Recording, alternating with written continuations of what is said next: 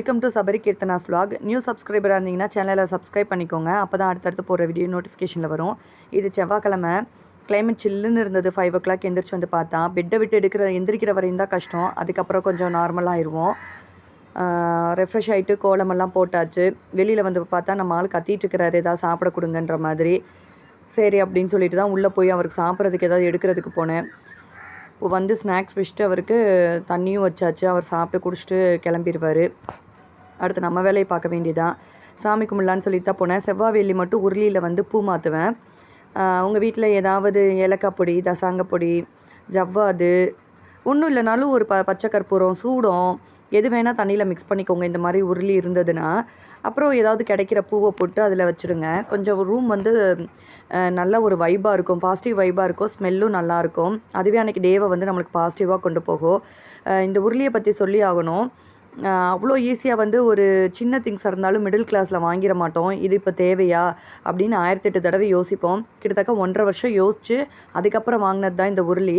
Amount கம்மி தான், இருந்தாலும் அந்த அமௌண்ட்டுக்கு நம்ம இப்போதைக்கு வாங்கணுமான்ற யோசனை ரொம்ப நாளாக போச்சு. 1.5 வருஷத்துக்கு அப்புறம் தான் ஆசைப்பட்டு வாங்கினேன்.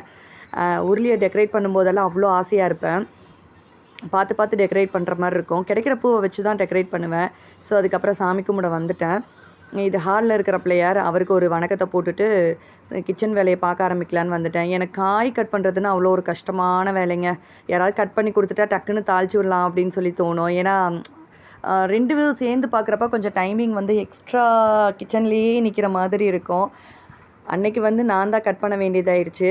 இல்லாட்டினா ஹஸ்பண்ட் கிட்டே எப்படியோ கெஞ்சி கெதறி அவர் ஐஸ் வச்சு கட் பண்ணி கொடுக்க சொல்லிடுவேன்.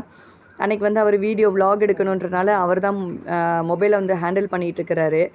நான் காய் கட் பண்ண வேண்டியதாகிடுச்சு. இல்லாட்டினா அவர் தலையில் கட்டிடுவேன் எப்படியோ கெஞ்சி கூத்தாடி. அன்றைக்கி வந்து புடலங்காய் பொரியலும் கத்திரிக்காய் பலாக்கொட்டை போட்ட சாம்பாரும் தான் செவ்வாய்க்கிழமை வச்சுருந்தேன். இது என்னென்னா அவல் பாயசம் ரெசிபிக்காக எடுத்துகிட்ருக்கிறேன். சரி செய்யலாம்னு சொல்லி செவ்வாய்க்கிழமையாக இருந்தனால ஷார்ட்ஸில் வந்து போட்டிருப்பேன் உங்களுக்கு. அடுத்து லஞ்ச் பாக்ஸ் எல்லாம் பேக் பண்ணிவிட்டு ஒரு வீடியோ கிளிப்பிங்ஸ் எடுத்துக்கிட்டேன். நம்ம ஷார்ட்ஸ் பார்க்காதவங்க லஞ்ச் பாக்ஸ் பேக்கிங் போய் பாருங்கள். அப்புறம் பாப்பாவை போய் சபரியை போய் ஸ்கூலில் விட்டுட்டு பாப்பாவை பால்வாடி கூட்டிகிட்டு வந்துட்டேன் சாப்பிட வச்சு. இது என்ன மரத்தை காட்டிகிட்டு இருக்கிறேன்னா, போகிறப்ப சேனலுக்காக வீடியோக்காக வேணுமேன்னு சொல்லிட்டு இந்த மரம் கிடைக்கிற இடத்துலலாம் இப்போது கிடைக்கிற பூவெல்லாம் எடுத்து ஃபோட்டோ பிடிச்சிட்ருக்கிறேன். ஸோ பாப்பாவும் நல்லா பால்வாடி போயிட்டு வந்து அங்கேயே சாப்பிட்டுட்டு தூங்கி எழுந்திரிச்சிட்டான். எந்திரிச்சு வந்து பார்த்தோம், எங்கள் மாமனார் பழைய இரும்பு கடை வச்சுருக்கிறாரு. தெரியலன்னா தெரிஞ்சுக்கோங்க, இதில் சொல்கிறேன். அப்புறம் அவர் கொஞ்சம் வேலை பார்த்துட்டு இருந்தார். அவரோட உட்காந்து புக்கெல்லாம் பிரிச்சுட்டு இருந்தோம். பையனும் ஸ்கூல்லேருந்து ஈவினிங் வந்துட்டான். அவனுக்கு வந்ததும் ரெஃப்ரெஷ் ஆனதும் சத்து மாவு ஒரு 2 கடல மிட்டாய் பால் கொடுத்துட்டேன், சாப்பிட்டுக்கட்டும் அப்படின்னு சொல்லிட்டு. ஈவினிங் வந்ததும் பசியில் தான் வருவாங்க எப்படியும். அங்கே ஒரு 12 o'clock ஐ திங்க் லஞ்ச் டைம்னு நினைக்கிறேன். 12:15ன்னு சொல்லி வீட்டுக்கு வரப்போ வந்து 4 o'clock ஆகிடும். ஸோ ஒரு 3 ஹவர்ஸுங்கிறப்ப பசியில் தான் வருவாங்க. வந்தது சாப்பிட வச்சுட்டு கொஞ்சம் நேரம் விளையாட விட்டுட்டேன். அடுத்து அந்த வீக் வந்து ட்ராயிங் காம்படிஷன் இருந்தது. மை பெட்டுன்ற ஹெட்டிங்கில் வந்து ஏதாவது ஒரு பெட்டு வந்து நம்ம வரைஞ்சிக்கலாம். ஹெட்டிங் வந்து மை பெட்டு ட்ராயிங் காம்படிஷனுக்கு ஃபஸ்ட் ஸ்டாண்டர்டுக்கு கொடுத்துருந்தாங்க. ஸோ எனக்கு டாக் ஈஸியாக இருந்தனால அவர் கொஞ்சம் ப்ராக்டிஸ் கொடுத்துருந்தேன். அவர் எப்படியோ ஒவ்வொரு பக்கம் எப்படி டாட் வச்சு இப்படி பொசிஷன் கரெக்ட் பண்ணணும்னு சொல்லி பார்த்து வரைஞ்சிட்ருக்காரு. ஓரளவு நல்லா பண்ணுறாரான்னு மறக்காமல் கமெண்ட் பண்ணுங்கள் எனக்கு. ஃபஸ்ட் ஸ்டாண்டர்ட் படிக்கிறாரு. இந்தளவு ஓரளவு பரவாயில்லாமல் ட்ராயிங் பண்ணுறாரான்னு மறக்காமல் கமெண்ட் பண்ணுங்கள் எனக்கு.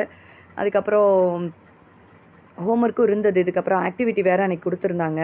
பயங்கர இதாக இருந்தது. அன்றைக்கி டைட்டாக தான் இருந்தது ஹோம்ஒர்க் வந்து அவருக்கு. ஒரு பக்கம் ட்ராயிங் காம்படிஷனுக்கு ப்ரிப்பேர் பண்ண வேண்டியதாக இருந்தது. ஆர்ட் அண்ட் கிராஃப்ட் புக்கு கொடுத்துருந்தாங்க. ஸோ அதுக்கும் வந்து ஒர்க் பண்ண வேண்டியதாக இருந்தது. ப்ளஸ் ஹோம்ஒர்க்கும் இருந்தது. இவ்வளோ ஹோம்ஒர்க்காக இருந்தால் டெய்லியெல்லாம் அப்படி இருக்காது. அன்றைக்கி கொடுத்துருந்தாங்க கிராஃப்ட் புக் வந்து. ஆனால் அவருக்கு பிடிச்சது ரொம்ப வந்து ஆர்ட் அண்ட் கிராஃப்ட் தான். ட்ராயிங் அவ்வளோவா பண்ண மாட்டார். இந்த மாதிரி காம்படிஷன் வரணும் வரையணுன்ற ஒரு சுச்சுவேஷனை வரப்போ மட்டும் பண்ணுவார்.